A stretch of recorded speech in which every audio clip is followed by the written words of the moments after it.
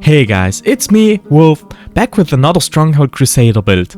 In the last episode we started to supply our woodcutters with some delicious cheese by building a dairy farm. That means that we have our first food source covered and now we need a building to store all the cheese in, so I've decided to build the granary. A small disclaimer at the beginning. This video contains a lot of footage of me failing and of me being a little crybaby, but I wanted to keep it in there to let you see the whole process. If you're looking at it in-game for the first time, I can immediately see something weird. What are these things on the bottom? Are they using stone mushrooms as foundation? If I've counted correctly, we need 16 mushrooms of the same size, and I thought that this is a great opportunity to make a mold. I've never really needed a part made out of a material you can pour into a mold, but I've wanted to try that for the longest time. This time I've started on the wood turning machine to make the first mushroom out of wood. Obviously, because we need one sculpture to make the mold from.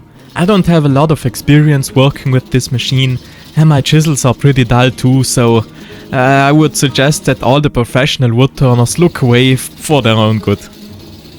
I've measured the rough diameter with the caliper and made a line at the bottom. I wanted the mushroom to be 4 cm tall, so I'm making another line. Whoa! Bless you. Yeah, there was a lot of wood dust flying around. Anyways, I want the mushroom to be 4 cm tall, so I'm making a line there and a third line where I want the cap to start. I don't know why, but it's always so satisfying for me to make this line while the workpiece is turning. Then we are ready for more wood turning.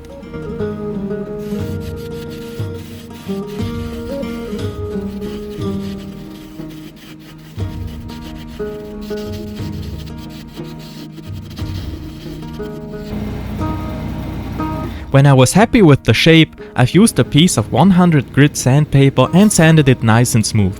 And an honest safety tip, never use a wood turning machine, or really any turning machine, while wearing long sleeves. It always takes me a second to get that, and then it could already be too late.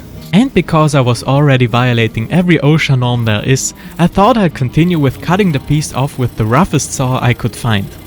The footage is looking like an earthquake, and with that last jump I thought, yeah, I better finish that job at the WES. I've started sanding the top while I can still hold it well, and once it was smooth, I was looking at the thing, and it kinda reminded me of something. So we might as well make this an educational video. Once I was done with the sanding, I've cut off the mushroom and I've also drilled the hole in the bottom to attach a stick there. I wanted to let the mushroom hang upside down into the mold container because I've looked at the video on mold making and apparently air bubbles might get stuck on overhanging shapes, so I thought turning it upside down will let the air escape easier. And talking about the container, we still obviously need this container for the mold where we can pour the silicone into. That means it has to be waterproof, or at least silicone proof, and the silicone shouldn't be able to stick to it. So I went to my ultimate source of education and wisdom and watched another YouTube tutorial. And dumber than before, I came up with the idea to use a piece of cardboard covered in beeswax. The only round cardboard thing I had laying around was an empty toilet paper roll, and look how nicely the mushroom fits inside. Wow, almost like I've made it to fit. But we're not trying to go for the perfect fit here, because I wanted to make a border around the base to make the mold a little sturdier. So what has a wider diameter than a toilet paper roll? Toilet paper rolls! I've cut them in half and glued them together with a hot glue gun. Maybe some of you can remember from the woodcutter video that I don't like using things like hot glue for my projects, but this isn't really part of the building itself, so I'm making an exception here. Don't worry, I'm not a complete psycho, it was pretty cold that day, so I didn't feel anything. Then I've started heating up some beeswax on my good old wood stove, and here's some crackling fire ASMR.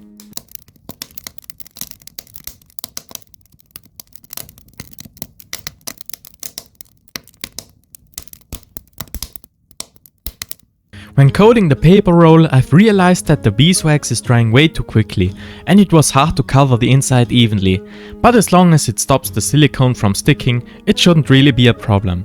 Now the mold container is done, but I was afraid that the mushroom itself would get stuck in the silicone, so I've attempted to coat it in beeswax as well.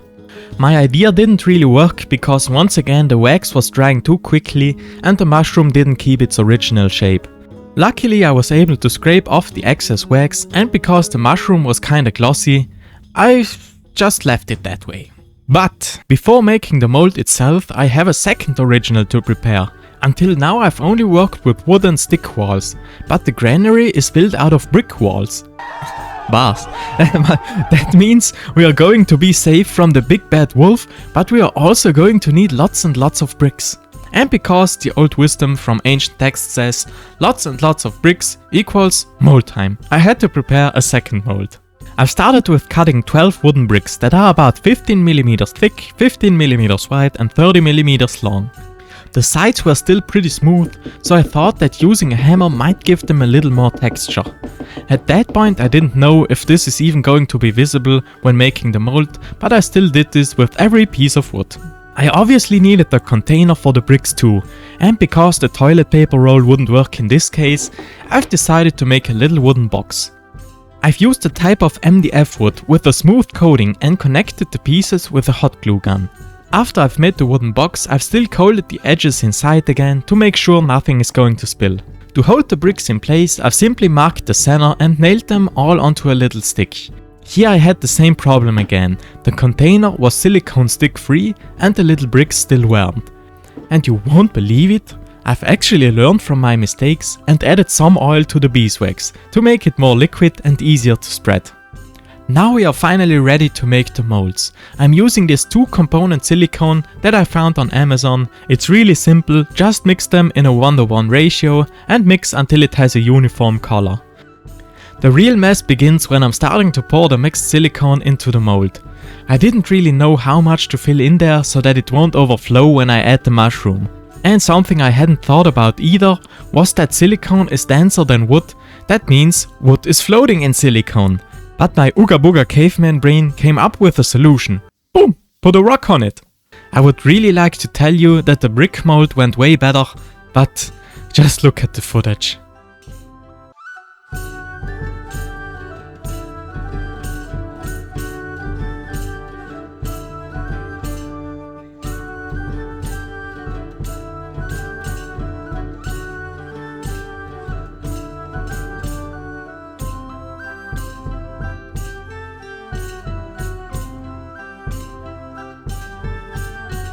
On the next day the silicone was nice and dry and I was ready to take the containers apart. I didn't try to be cautious here because we only need them once. And I gotta be honest, the brick mold turned out better than I've expected.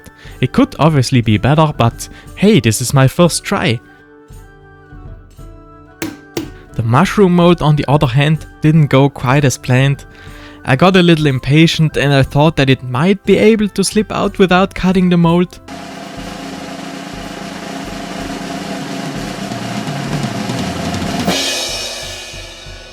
I fixed it with some blue tape, really high tech, I know. I mean, this should still work, right? Now it is time for the moment of truth. I'm mixing together some plaster and it got pretty messy again, but the molds were doing their job.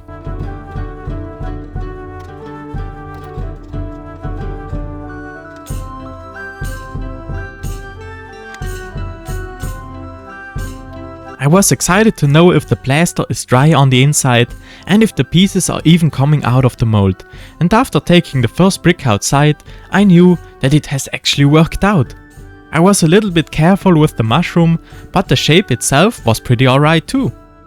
I spent the next 2 weeks making a mushroom and a brick mold every day, until I've had a total of 60 mushrooms and 192 bricks. All the bricks and mushrooms had smaller or bigger imperfections on the surface, so I've used an old wood rasp to smooth them all out.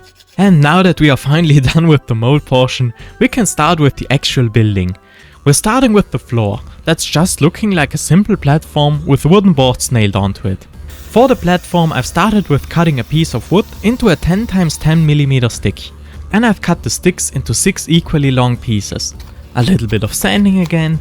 And because the mold was really messy, I thought that a little precision won't hurt here. So I've made the mark in the width of the wooden sticks on every piece and another line in the middle of every piece, so we can cut this portion off and connect them with a half lap joint. To get the part out of the middle, I've cut halfway through the sticks and used the chisel for the rest. Normally people are watching satisfying woodworking videos, so I wanna do the complete opposite here, and I'm using the dullest chisel and just do a bad job.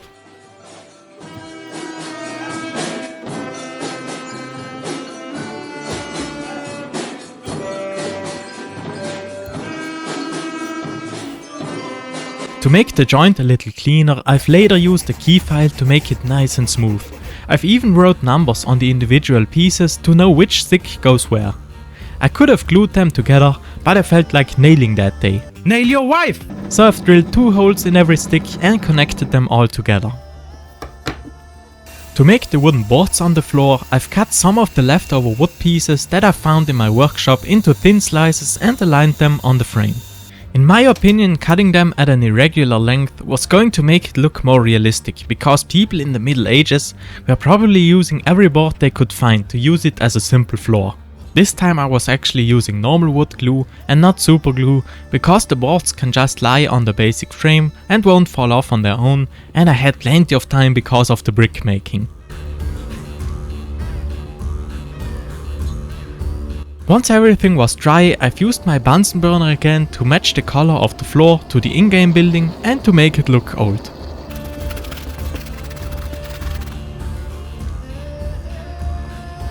Now comes the part that I was procrastinating the most, and that is the bricklaying.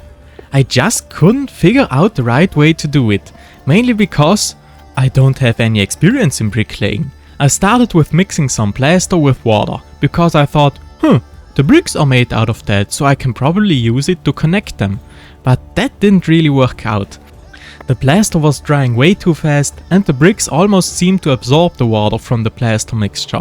After the first row I knew that I can't continue like that, and removed all the bricks again. Then I thought, oh, maybe I've quit too soon. This time I've stopped at 2 rows, because the result was looking really bad again. I've removed all the bricks again, and left was only the dust of my hopes and dreams. Because I've reached a new low point, I had to break my rules and use a hot glue gun to connect the bricks. This was working pretty well at the beginning, and I've actually finished all the rows. The only problem was that the hot glue didn't really stick to the powdery bricks, and that made the whole structure really unstable. Also, the gaps between the bricks just weren't looking right, so I've whipped out the plaster once again and started to cover the whole building. At that point I didn't really know if the bricks will even be visible, and after some waiting it turns out, no, they aren't. And once again I didn't like how the building turned out. I mean, I didn't make all these bricks to cover them all up, so I thought, hey, I might be able to remove the excess plaster layer. But using my angle grinder wasn't the smartest idea, and you already know how it goes. I had to break my house again, clean up all the bricks because I was tired of making all these molds, and I gotta be honest, I wanted to quit this project at that moment. But quitting is for losers, and I had to try it one more time. Here I'm using another type of plaster. This one is normally being used for filling up cracks in drywalls. It has a good consistency for bricklaying, and it has a longer drying time of about 1 hour for spreading and 24 hours until it's completely dry. After the first layer of bricks, I knew this is working. It just had to work. So here are all the walls all dry and cleaned up, and I think at the end it still turned out pretty okay. I mean, I've kinda messed up with the angle on the side wall here, but at least it's holding together this time. For the roof I've built a simple frame on the top to have an even starting point, and I've cut a piece of wood with the same shape and made another frame inside. At this point I was thinking again, and I wasn't really sure how to make the outer layer of the roof, because I wanted it to be removable, so I can look inside the granary from the top, kinda like in the game. My quote-unquote plan was to make a mold again, by putting the wooden lid on the bottom and using it like a cast. I've covered the space where the inner wooden layer is going to be with cardboard and electrical tape, and made the container with cardboard. I didn't worry about the shape and the measurements too much. I've just made sure to have excess material on all sides that can still be removed later. The gypsum pouring was a big mess, and I once again wanted to throw the whole building out the window. I've set this abomination aside to dry, and one important detail is still missing. We obviously can't leave our granary open like this, or the robot chickens are going to steal all our food! For the door, I've started with cutting some thin slices of wood in different sizes. On the in-game building the boards are really bent, so I've used a knife to make them look like actual boards from a tree. I also had to make 4 door hinges that I've already made on the dairy farm gate. This time I also filmed how I've made them.